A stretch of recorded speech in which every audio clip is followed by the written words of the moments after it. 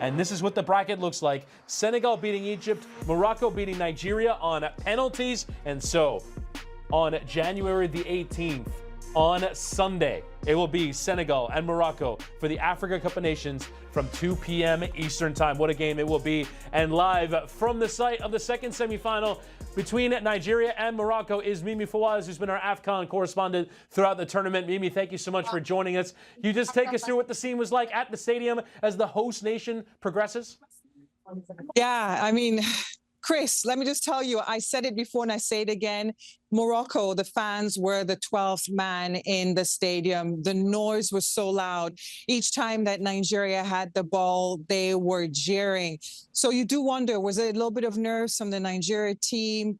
They looked to, be quite stressful, I think, for both sides, quite tense in the game, that it went all the way, as we've seen, to extra time and then to penalties, and Nigeria losing out on the penalties. But for the Moroccans here, they were really stressed. I was watching it with some of the journalists and the security as well, waiting for the penalties, and they were screaming and they were super stressed. It means a lot for the country since 1976. They're waiting to win a second Africa Cup of Nations. Mimi, let me stick on Nigeria right now. What a disappointment. Not a good performance. 2 shots they had in this game.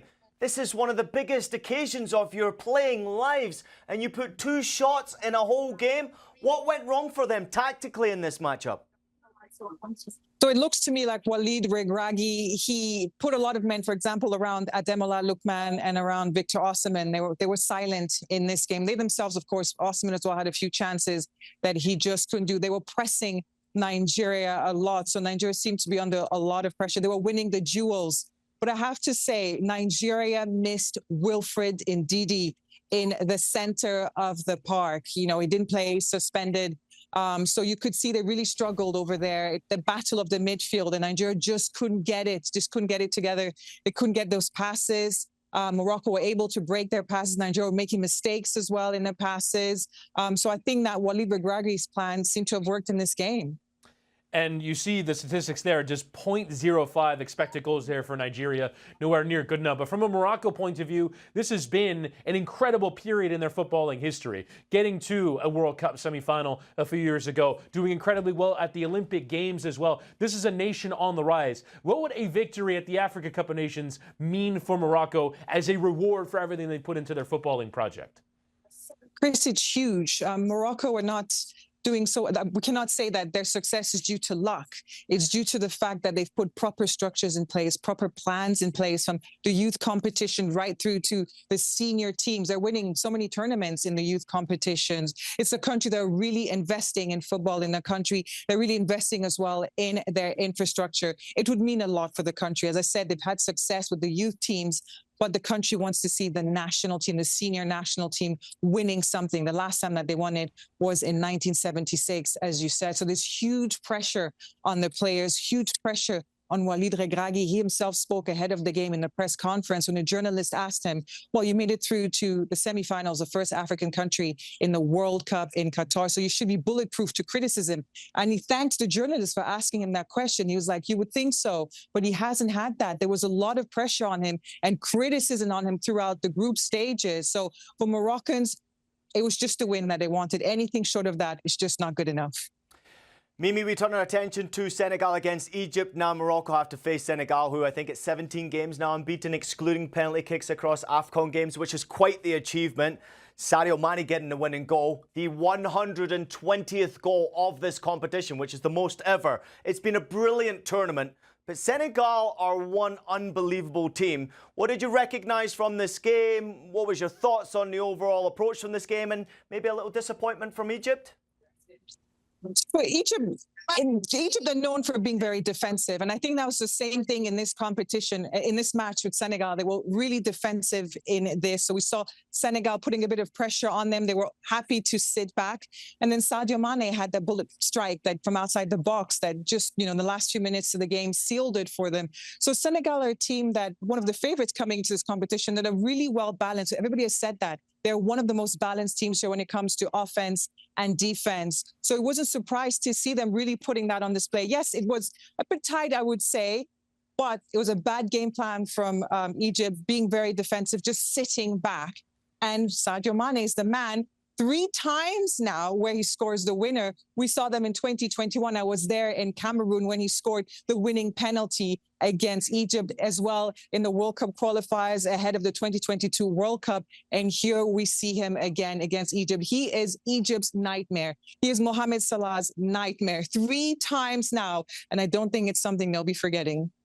And for Senegal, it is a 3rd final in the last 4 Africa Cup of Nations tournaments. An incredible achievement. But you mentioned Mo Salah there. So much talk entering this tournament about how this is the one thing that he's yet to do in his career is win something for Egypt. How disappointing would this be for him? It would be hugely disappointing for him, Chris, because he's spoken about this is the one trophy that he really wants to win. Yes, he's won with Liverpool, Champions League, Premier League, etc. You name it. But winning the Africa Cup of Nations is something that he said would mean a lot to him. Unfortunately for him, it hasn't happened again. This is the 3rd time that he's attempting to try and make it to the finals. He made it in 2021. He made it as well in 2017. And I'm sure he was hoping that Egypt will be able to make it this time around, but it just wasn't meant to be. And he'll be ruining himself. We don't know. We don't know if Mohammed Salah will be playing at the next Africa Cup of Nations in 2027. But 2027, excuse me, not 2017, 2027. But it's definitely the competition that he's spoken about that he really wants to win. But for now, it's an elusive trophy for him. Mimi Fawaz has done a brilliant job covering this Africa Cup of Nations, and what a semifinal it was. Nigeria out, Egypt out. It is Senegal and Morocco for the final on Sunday. Thank you so much for joining us, Mimi. Thank you very much, guys. Thank you so much. And Ian, let's react to these semifinals ourselves. Both games really not a ton in them in terms of attacking quality, in terms of chances, but I think that's to be expected with games of this magnitude. Yeah, listen, you heard me mention there it was the 120th goal that has actually taken place in this competition. That's a record for any AFCON competition, which is great to see. And actually the games leading up to this point, I think have been very entertaining, very offensive-minded.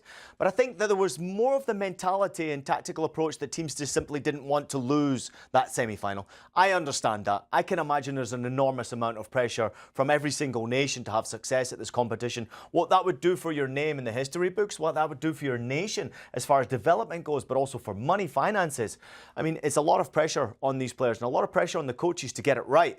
But if you don't go for it, I think there will be some sort of anger after the game. I mean, if you consider Egypt not having a shot on target until the 95th minute of the game, you're going to be a bit disappointed with that tactical approach. And then also for Nigeria, 2 shots in that game. Yeah. Very disappointing. So I think 2 big nations go out. Probably disappointed that they didn't approach the game a little differently, but I would have loved to have just seen maybe a bit more aggression from them. We didn't. But these 2 nations who are in the final, obviously a host nation's quite special, and I love that Senegal side. They're not looking for headlines. They're looking to just play good football and win games. Yeah, obviously fans can disagree, but these are probably, in my opinion, the 2 best teams remaining in the tournament, and they will compete for the final on Sunday. What an AFCON it has been, and still 2 games left to go with the 3rd place game also coming up in the build-up to the final.